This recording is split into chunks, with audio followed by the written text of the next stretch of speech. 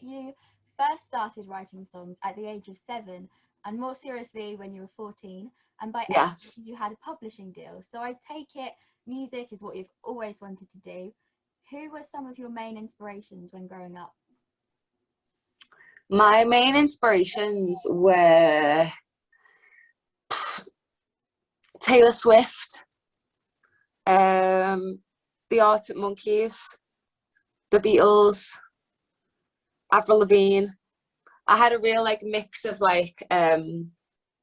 worlds, you know, and now I guess I never really knew how to describe my music, but actually I feel like it's a weird amalgamation of some like Arctic Monkeys, Taylor Swift shit, you know what I mean? Because I love the Arctic Monkeys inspired me to like embrace where I'm from and to like be proud of that and not shy away from the way I naturally go to sing, you know, because like you kind of like you have that kind of like ironed out of you quite often, especially if you're from like the northwest or the north. You're like not meant to sing in your accent, do you know what I mean? And like for me, Alex Turner changed the game. So I was obsessed. Yeah. And Taylor Swift, I've just always been the biggest fan. Like from her first album, she inspired me to like write songs that like tell stories. And yeah, she's sick. I just love her. I still love her to this day. And I feel like she's one of those artists who like just gets better. Like I think everything she puts out is better than the last. And it really like, I find it very inspiring because it's like, a lot of people try and make you feel like, oh, your first album's the best and all this. And it's like, nah, there's a value in growing older and learning more about the world, you know what I mean? I'm not saying she's old, she's not old in the slightest, but you know what I mean? Like, I think like, I just think she's a prime example of how like, yeah, people can be relevant forever. Like you can't not love Taylor Swift. You can't, and if you do, you're a mug. I don't know. Yeah, I've seen that you often caption your posts with things like Scouse Energy, Scouse Girl, and you started a Spotify playlist of artists from Liverpool. How do you feel where you come from has influenced your music and your career in music? That's a good question. I guess it's like it's influenced my a lot. I can't lie. I mean, the second my song starts playing, like, and my voice comes in, people know I'm from Liverpool. So like, I've learned to just embrace that and like, because I've had such negative energy from that before. Do you know what I mean? Like, I've had people tell me I shouldn't sing in my accent, people just slating me for my accent and stuff, and like, I've just had to grow a thick skin. And so now, like, I actually use it as like a shield, you know what I mean? Because it's like, yeah, I am fucking Scouse, you know what I mean? Like, and I'm into it. So like, fucking come for me. Like, there's nothing you could say that's gonna make me less proud to be Scouse. So for me, I just think that has influenced me. Like, it's made me go further into it because people have told me not to do it. And so like, that makes me be like, nah. You must have been proud to be part of the Sefton Park pilot gig with Blossoms and the Lathams. It was a big thing for Liverpool to have this pilot gig. How was it? I can't even put into words. People keep asking me how it was, and it's like, I can't even like describe how it was. It was just like unreal.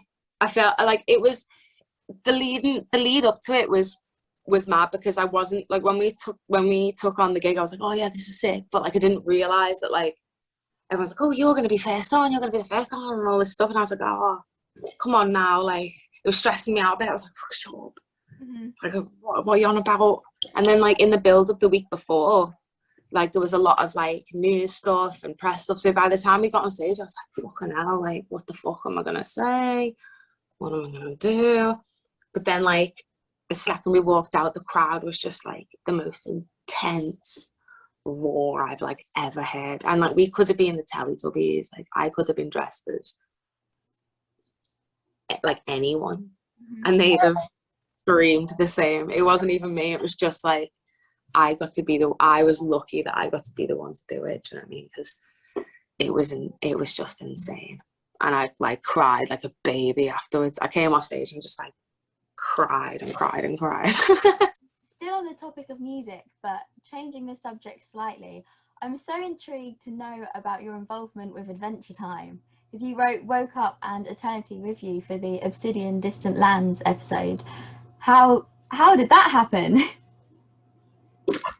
I have no idea. Like, I still to this day don't know how it happened. Like, I just got a DM one day from Adam Musso. Let's see, this is my Adventure Time. I love Adventure Time. I like stan Adventure Time. I have all the comics. I've got the bed sheets.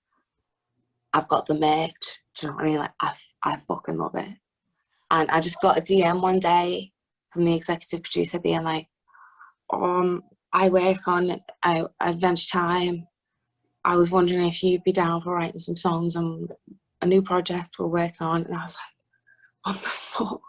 Like, what the fuck? And I think he said that he read in an interview that I said I would be open to working with Cartoon Network, which is a bit of a like, I mean, I was like, I love to work with Cartoon Network. That's my dream job. I wasn't just being like, I'm open to it. Like, nah, I was saying.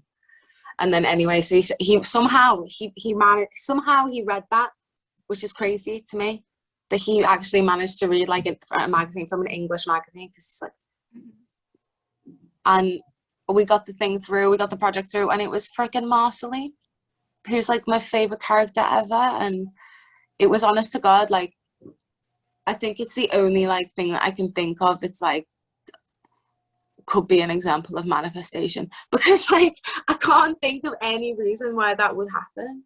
Like, I still can't wrap my head around it. Like, we're just some average band from Birkenhead. Like, what? Doesn't make any sense. But I'm glad it happened.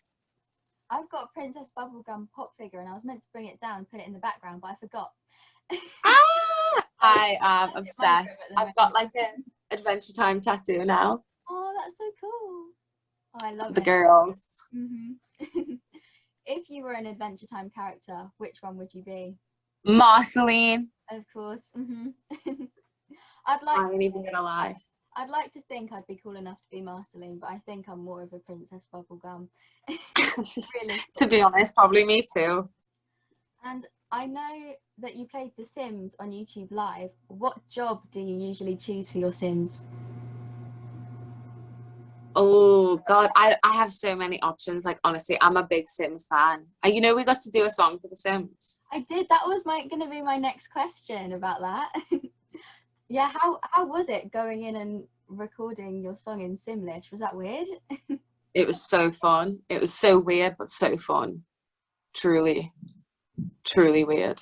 I mean, like, they send you through a translation, and you have to, like, your lyrics in Simlish, and then you just have to learn it and sing it. And I still know it now, because it's like, it took me that long to learn it. Yeah, it must have been difficult to not accidentally sing the actual lyrics while you were. It's true. But now I find myself like wanting to sing like the Sims lyrics when I'm singing it normally. It's not great. But yeah, I don't actually have a favorite job for my Sims. I like to switch it up, because I feel like I get bored if I just do one thing. And I love the Sims. You've achieved so much. Do you have anything left on your bucket list? Oh my God, don't be fucking daft. I do not feel like I've achieved so much. I feel like Adventure Time and The Sims. That's so cool. I mean, to be fair, like, those are two both like, yeah, you're right. Those are two both like bucket list things. I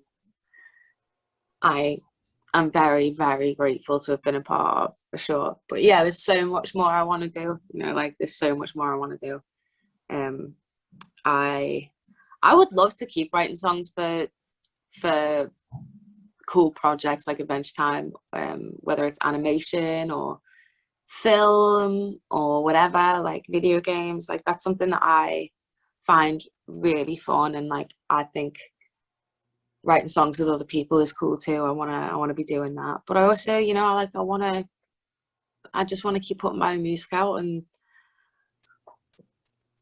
just, I don't know, like I'm trying to be like more just grateful for every opportunity that comes my way, as opposed to like being like, I want this and I want that, and like, which I mean is a good thing. Obviously, it's a good thing too. But like, I'm also just trying to, like, since COVID, just find some like balance. You know what I mean? And just be like grateful for everything that comes in and enjoy everything that comes in, like in the moment, as opposed to like worrying, because I'm such a worrier. And I think in this industry, like, you can put so much pressure on yourself about like what's coming next, like instead of just like appreciating what you have done. And like, that's something that I'm really guilty of.